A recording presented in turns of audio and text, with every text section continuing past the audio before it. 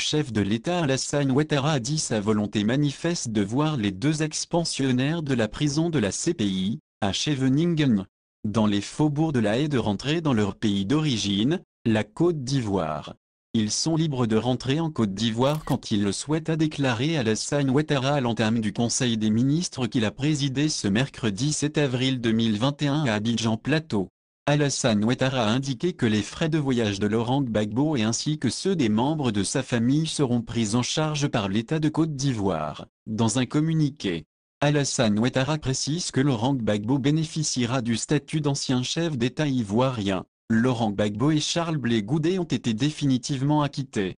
La Cour d'appel a rendu sa décision ce mercredi 31 mars après-midi à La Haye, une nouvelle qui était très attendue. La composition de la nouvelle équipe a été annoncée ce mardi. Un gouvernement de 41 membres sans l'opposition. Pas de véritable bouleversement dans ce premier gouvernement de Patrick Hachi.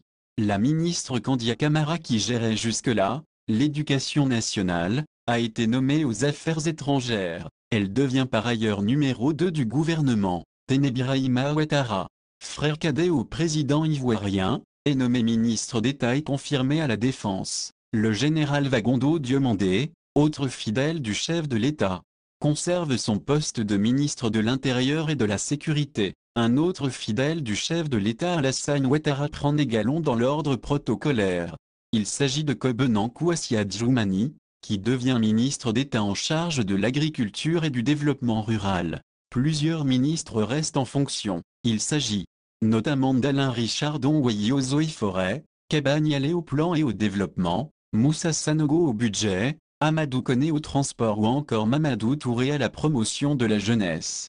Les nouvelles têtes parmi ceux qui font leur entrée, on retrouve Amadou Koulibaly, patron des services de renseignement extérieur, qui est nommé ministre de la Communication et porte-parole du gouvernement. Pierre Dimba, l'ancien directeur général de la Géroute, est promu ministre de la Santé. Quant à Thomas Camara, ancien directeur général de la Société ivoirienne de raffinage, CIR, il devient ministre des Mines, du Pétrole et de l'Énergie. Au nombre de ceux qui quittent le gouvernement, figurent Ali Koulibaly, qui était aux affaires étrangères, Sidiki Konaté, qui occupait l'artisanat, ou encore Eugène Akaouélé, qui avait en charge la santé et qui a été nommé à la tête du Conseil économique et social. Le gouvernement compte 41 membres dont 8 femmes, avec peu de changements aux principaux postes. Un gouvernement de mission pour le politologue, Geoffroy Kouao. L'objectif qui est assigné à ce gouvernement est la croissance et la compétitivité économique. Donc un gouvernement de mission.